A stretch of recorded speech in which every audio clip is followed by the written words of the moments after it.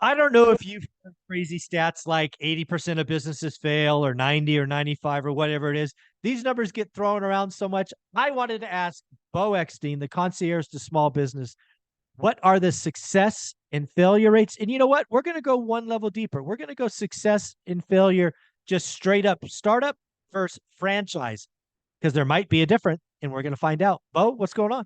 Okay, great. And this is timely because I was researching to put together a presentation. So I have some of this data here, and stats are hard to kind of figure out, especially when it comes to this stuff. But here we go.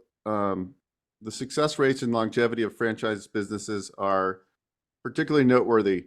It says statistics reveal that an impressive 92% of franchise managed to survive the first year. Okay, that's good. Whereas only 80% of independent businesses can claim the same level of success.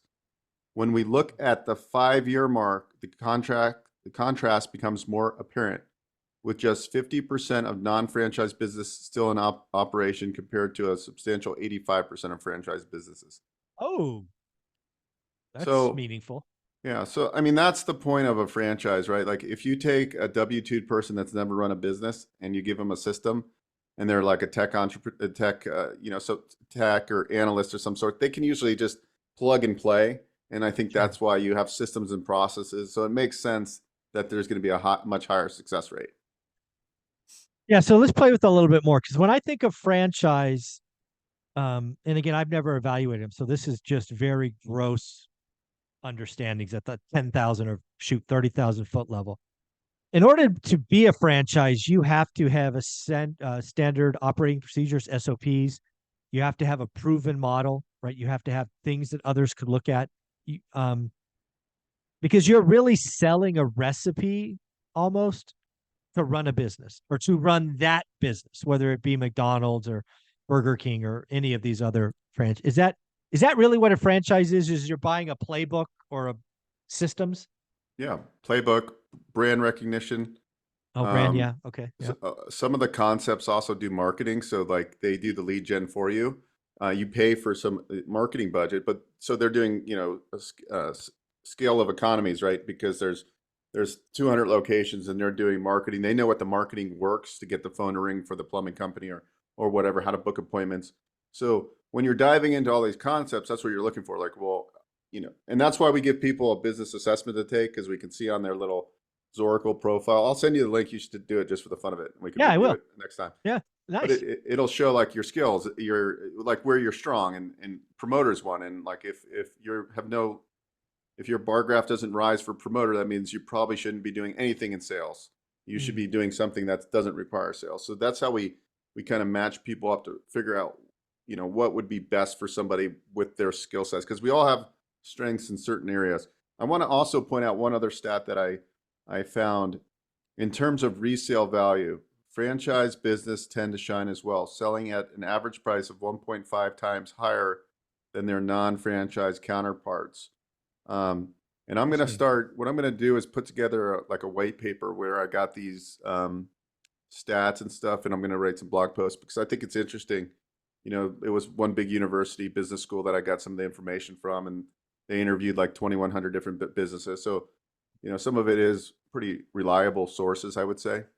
Sure. Yeah. Yeah. So the other thing when I think about starting a business from scratch, it really is from scratch. And usually an operator comes in with skill sets. And what that also means is they're lacking in lots of other areas. So it really does make sense to me that the success rate of from scratch businesses is not as high and the timeline to kind of wash out pretty quick because it's probably pretty exhausting, I would guess.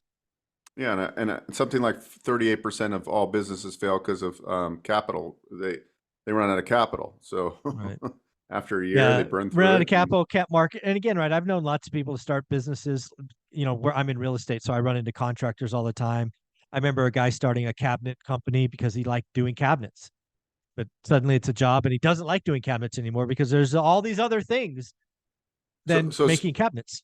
so speaking about that, I mean, the last time I remodeled a house, right? I was doing a flip. Just think about it, everybody who's out there, because most of us listening are all real estate investors. what's the biggest thing you notice about a contractor? Typically, especially in the small remodel space, they Yeah. don't put together bids. They don't even know how to put together a bid. They're always over budget by like 25%. They're never on Mhm. time, right? Like so that's a sector that needs to get disrupted, and it will soon by technology for I sure. think so. I think so. Yeah. I think there's a lot of things. And I really, the fact that multifamily is taking it on the chin right now, syndications, LPs, I think, it's funny. I just an hour ago I talked to a big lender in that space. And he's like, yeah, we did 90% of the syndications did bridge debt in 2021, and more than half of those are going to blow up. I'm like, oh my God. Right. So that said, I think it's good that LPs, mom and pop, are looking for small businesses. And again, I think Cody is right. When in doubt, go watch Cody Sanchez.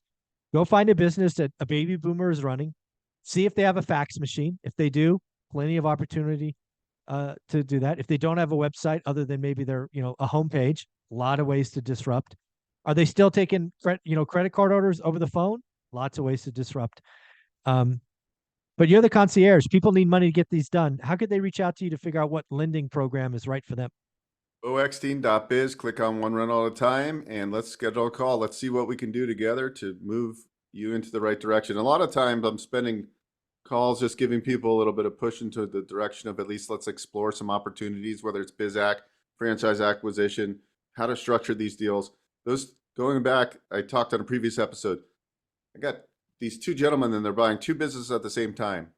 And they're like both over $1 million in total cost. One of them they're coming out of pocket 50 grand. The other one they're coming out like 70,000. So they're buying these cash flowing businesses with less than 150 grand out of pocket. Two businesses, right? And that's going to replace a lot of their rental portfolio right there as far as cash flow.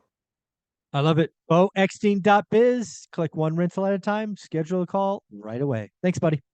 Thank you.